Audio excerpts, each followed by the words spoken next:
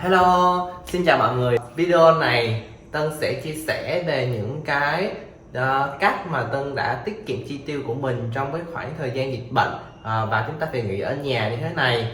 Thì cái dịch bệnh nó ở Việt Nam thì đang diễn ra rất là phức tạp. Thì chúng ta mỗi người đều có bị ảnh hưởng riêng khác nhau. Như bản thân của Tân đây thì cũng đang bị ảnh hưởng bởi vì mình không có doanh thu không được tốt như cái lúc mà chưa dịch bệnh, và dưới xưởng dây chuyền cũng đang phải giảm đi một nửa bởi vì nguồn hàng cũng đang vơi dần đi.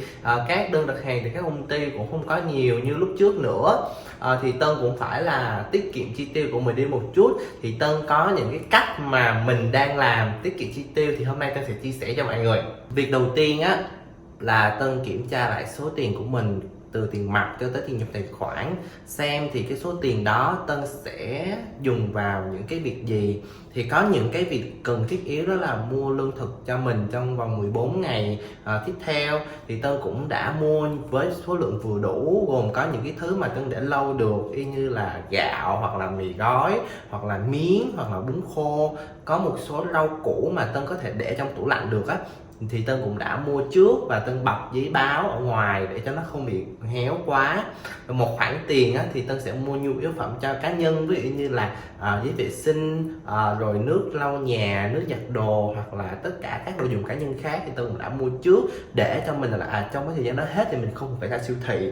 Rồi tiếp theo đó là Tân để lại một cái khoản tiền nhỏ cho mình. Cái khoản tiền này thì dùng vào những việc cấp bách, những cái việc mà mình cần liền á thì mình sẽ dùng cái khoản tiền này. Còn tiền công ty thì Tân vẫn để riêng ra một khoản để mà có thể trả lương cho mọi người trong thời gian sắp tới. Tân không có đụng vào nó. Đó là cái việc đầu tiên, là mình phải coi lại, thống kê lại cái số tiền của mình trong tài khoản còn bao nhiêu, mình phân nhỏ nó ra, mình chi tiêu cho hợp lý để khi qua cái mùa dịch xong á, thì mình vẫn có một cái khoản để mình xài tiếp cho những cái ngày tiếp theo. Bởi vì Tân biết rằng là sẽ có rất là nhiều bạn đang bị gọi là giảm bớt giờ làm, thì đồng nghĩa việc phải giảm bớt lương, thì lúc đó là cái tiền của bạn nó cũng đang có một phần hơi bị hạn hẹp. Không chỉ như vậy thì nếu ngoài chi tiêu không thì cũng khá là đơn giản, nhưng mà có nhiều cái khoản mà chúng ta vay ở bên ngoài dùng để mua nhà, mua xe hoặc là vay tiêu dùng chúng ta cần phải trả, thì lúc này chúng ta cần phải ngồi lại và xem lại là cái số tiền chi tiêu của mình như thế nào là hợp lý nhất. Mình phải ghi chép ra để không bị cái tình trạng rằng là thiếu trước hụt sau trong lúc dịch hoặc là sau dịch, hoặc là trong cái lúc dịch thì mình đang cần một số tiền đó mình lại không có đủ. Thì cái lúc này là lúc chúng ta cần phải ngồi coi lại là các khoản tiền mình gói từng cục nhỏ để mình xài thôi cho hợp lý. Điều thứ hai mà Tân làm đó là Tân phân biệt cho mình là cái mình cần và cái mình thích. Bởi vì sao tôi phải phân biệt ra? Thì có những thứ mình luôn luôn bị thích và bị cuốn theo nó, và mình sẽ sử dụng tiền vào những cái việc mình thích.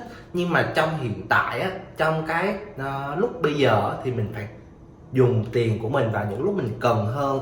Chúng ta cần phải làm rõ là việc mình cần, việc mình thích là cái gì.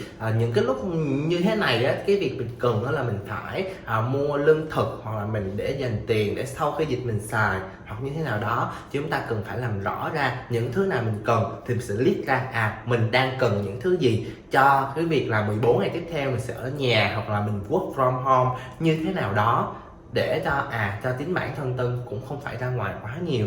Thì Tân đã list ra những cái điều mà Tân cần, thực sự cần thiết. Như Tân là Tân rất là dễ bị mua đồ online á, cho nên là Tân phải ngồi Tân coi xem là cái sản phẩm này Tân có cần hay không, hoặc là sản phẩm này Tân thích nhưng mà Tân chưa có cần, thì Tân phải cân nhắc lại cái số tiền của mình là Tân sẽ xài theo cho cái hợp lý, để không bị rằng là xài mua xong rồi mình cảm giác là cái này mình chưa có cần mình lại mua, thì lúc đó thì Tân rất là tiếc. Cho nên là Tân đã list ra cho mình những cái điều mà Tân sẽ cần trong cái giai đoạn này để Tân có thể mua nó. Hy vọng rằng là các bạn cũng sẽ list ra những cái điều mà mình sẽ cần á, cái gì mình đang cần trong lúc này để mình mua thì hợp lý hơn, đỡ phải dùng tiền vào những cái thứ mà mình thích thôi. Thì khi nào mà thực sự mình dư dả hơn rồi, khi nào mà mọi thứ nó ổn định hơn thì lúc đó mình mua được, cũng không quá trễ. Và hiện tại dịch như thế này á, Tân cũng không bi quan nhiều lắm về tình hình dịch bệnh.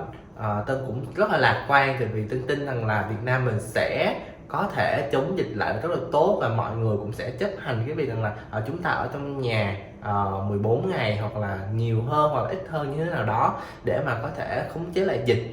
Cái lúc này á là cái thời gian là thứ mà Tân có nhiều nhất, thì Tân mới làm ra cái kênh vlog này của mình, cũng y như là một cái mới mẻ hơn trong cuộc sống. Cũng như các bạn đây, thì nếu mà mình có nhiều thời gian hết thì mình có thể trau dồi thêm kiến thức, mình có thể học những cái mới, làm những cái mới, học làm bánh, đánh đàn, hoặc là những thứ gì bạn thích lâu nay thì bạn có thể lôi ra bạn làm, hoặc là bạn thực hiện nó.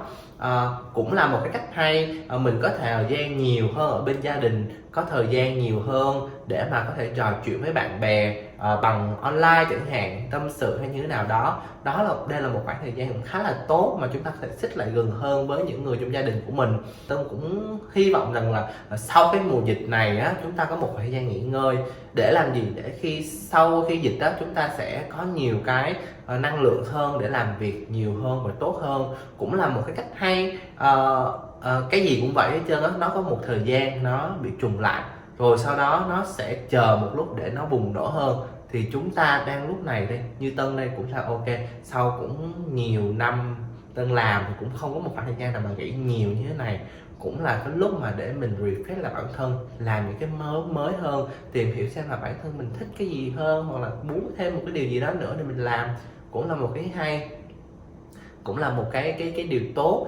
Chúng ta cũng đừng quá buồn rằng là không được đi làm như thế nào đó. Hãy nghĩ lạc quan và ở cùng bên nhau, bên gia đình và bên bạn bè, cùng nhau sẽ vượt qua cái mùa dịch này, vừa tiết kiệm này, vừa an toàn này, mà lại không có bị hỏng chi tiêu hoặc là tiền chúng ta bị phung phí. Hy vọng những cách nhỏ trên của Tân sẽ có thể làm một điều tham khảo đối với tất cả các bạn. Mong rằng đây là ý kiến cá nhân của Tân, các bạn có thể chọn lọc và xem nó có phù hợp với mình không, thì bạn có thể áp dụng hoặc như thế nào đó.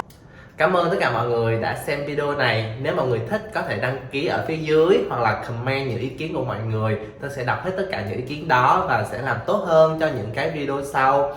Cảm ơn và xin chào tất cả mọi người nha.